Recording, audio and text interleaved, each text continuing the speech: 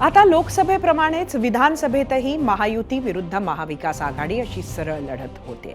पण त्याआधी प्रत्येक अलायन्समध्ये घटक पक्षांकडून प्रेशर पॉलिटिक्स सुरू झालंय. जागा वाटपात आपल्याच पक्षाला जास्तीत जास्त जागा मिळाव्यात असा प्रत्येकच प्रयत्न करतोय. मात्र प्रमुख नेत्यांकडून नसलं तरी प्रत्येक पक्षाच्या दुसऱ्या फळीच्या नेत्यांनी मात्र जागांच्या मागण्या उघड सुरू केल्या.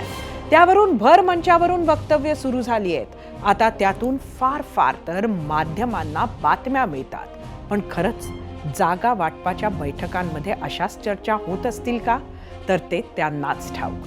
पण आज राजकारणात जी वेळ आहे ना, ती पाहता सत्ताधारी आणि विरोधक अशा दोन्ही अलायन्स समोर आव्हान आहे ते जागा वाटप, आणि तेही कोणत्याही वादाशिवाय.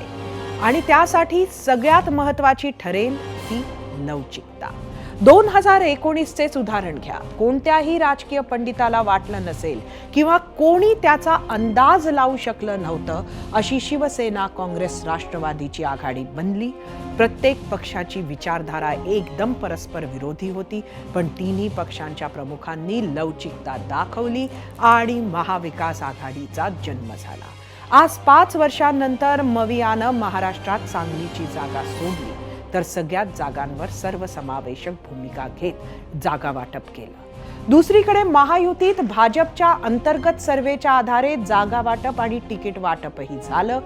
इतकंच नाही तर भाजपच्या याच सर्वेनं काही ठिकाणी मित्र पक्षांनाही उमेदवार बदलायला लावले. परिणाम काय झाला तो नव्यानं सांगायची गरज नाही.